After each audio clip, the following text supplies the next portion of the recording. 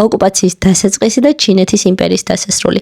ეს არის რუბრიკა დღის ამბები ისტორიულ ჭულში. მე ნავდე მასწავლებელთან ერთად მეტი საინტერესო ვიდეოსთვის გამოიწერეთ ჩემი არხი.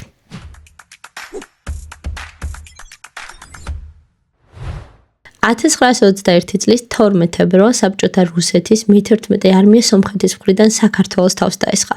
დაიწყო ომი, რომელიც საქართველოს ოკუპაციით დასრულდა. 1912 წელს გადადგა ჩინეთის უკანასკნელი იმპერატორი პუი, რითაც დასრულდა ცინის დინასტიის მმართველობა და 2000 წლიანი იმპერიული ეპოქა. 1809 წელს ერთსა და იმავე დღეს დაიბადნენ აბრაამ ლინკონი, ამერიკის პრეზიდენტი და ჩარლზ დარვინი, ევოლუციის თეორიის ავტორი. 1541 წელს ესპანელმა კონკისტატორმა პედრო დე ვალიდარმა ქალაქი სანტიაგო, ანუ ჩილე დააარსა. 2002 წელს ჰააგის ტრიბუნალზე დაიწყო იუგოსლავიის ყოფილი პრეზიდენტის სლობოდან მილოშევიჩის სასამართლო პროცესი. დაიმახსოვრა ერთიანი ეროვნული გამოცდების ტესტებისთვის 1921 წლის თებერვლის ომი საქართველოს დემოკრატიული რესპუბლიკის პირველი რესპუბლიკის დაცემით დასრულდა. მე მენავდა მასწავლებელი ვარ. მეტი საინტერესო ვიდეოსთვის გამოიწერეთ ჩემი არხი.